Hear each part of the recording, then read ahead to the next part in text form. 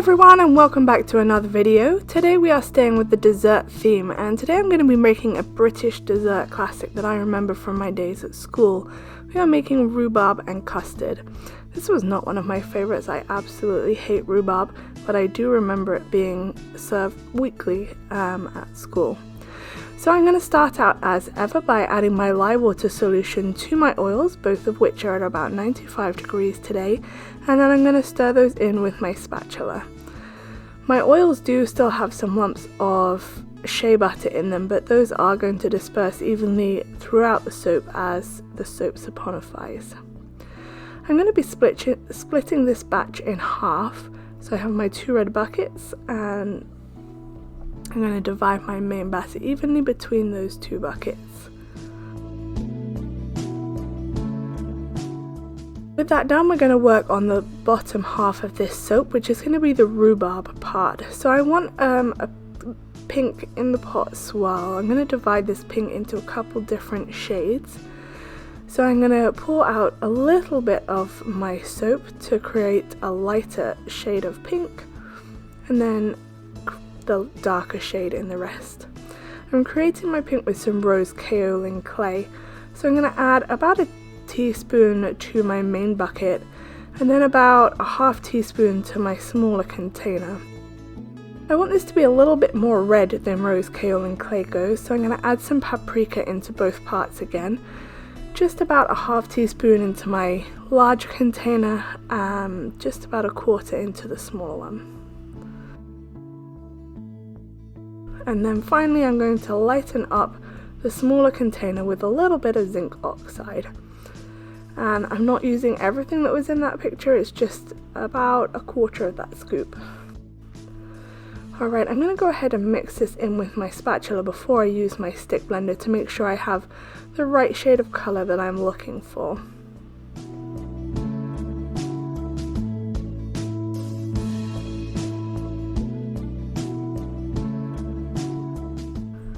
Pretty happy with that colour, so I'm going to go ahead and disperse it and thicken it up with my stick blender.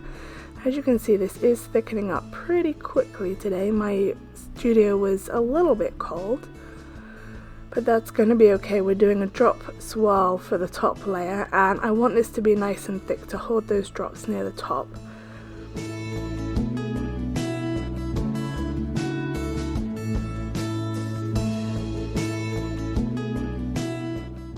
Now that all of my colours are fully dispersed into my soap, it's time to add the essential oils to this one.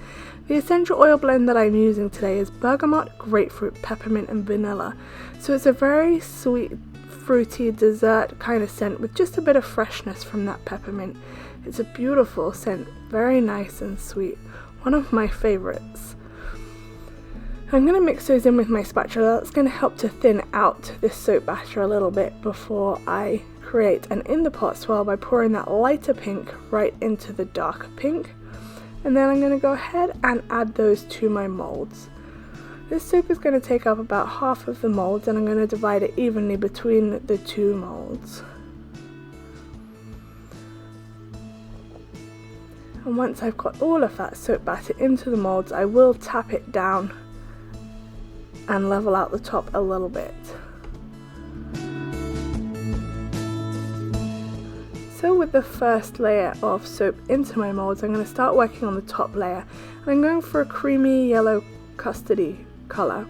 So I'm adding some orange peel powder for the orange, and then I'm going to lighten it up with my zinc oxide.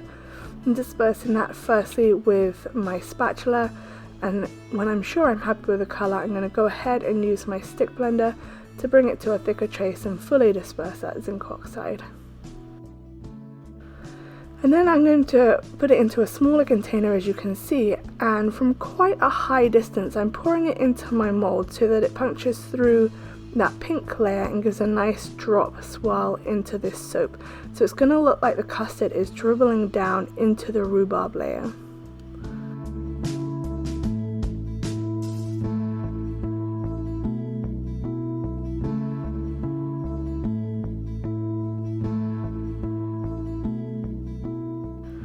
And once I have my first layer of drop in there, I don't want to punch it through anymore, so I'm just going to add the rest of the soap right on top from pretty close up and make sure it just sits right on top of that rhubarb layer.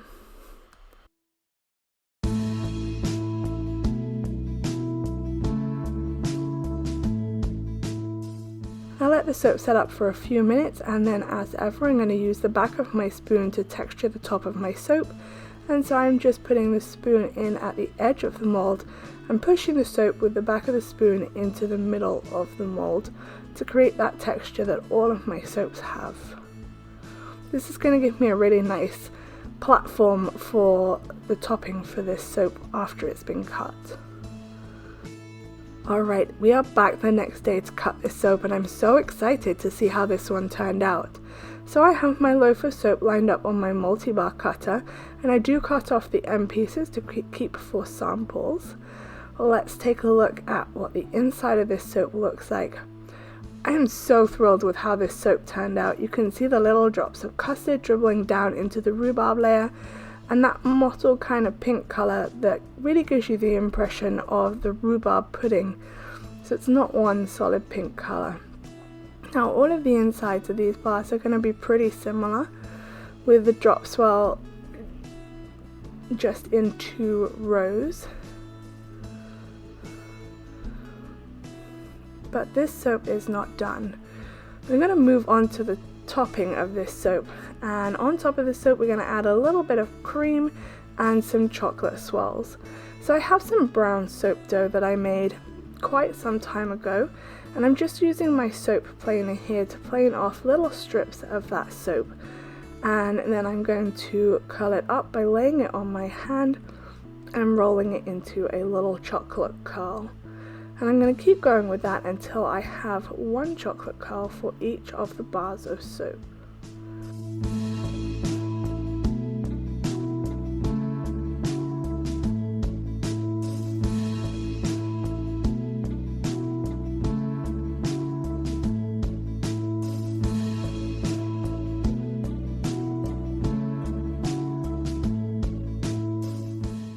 So I'm adding some zinc oxide into my soap frosting recipe, and I'm dispersing that with my stick blender to get a nice white creamy colour, and to thicken this up as much as possible so that I can pipe it onto my soap.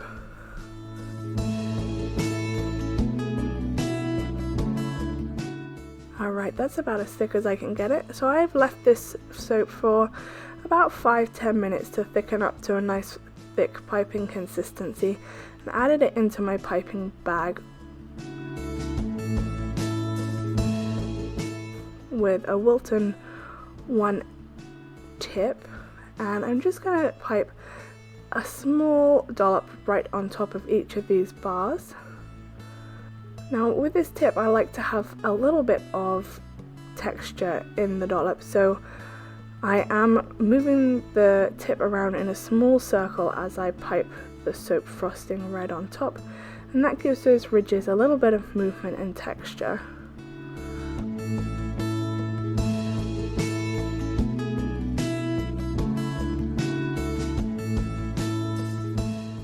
Alright folks, now it is time for those little chocolate swirls. They don't taste good, so don't eat them. I'm just placing 1 on each bar of soap on those little cream mounds.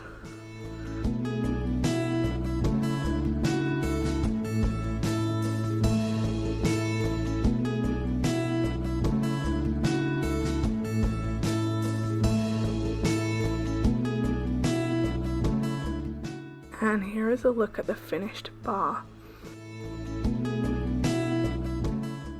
So let's finish up this video by having a look at some photographs of the finished bars. I just love the way that custard looks like it's dribbling into the rhubarb, and those little chocolate curls right on top. Thank you all so much for watching, and I'll see you next Tuesday.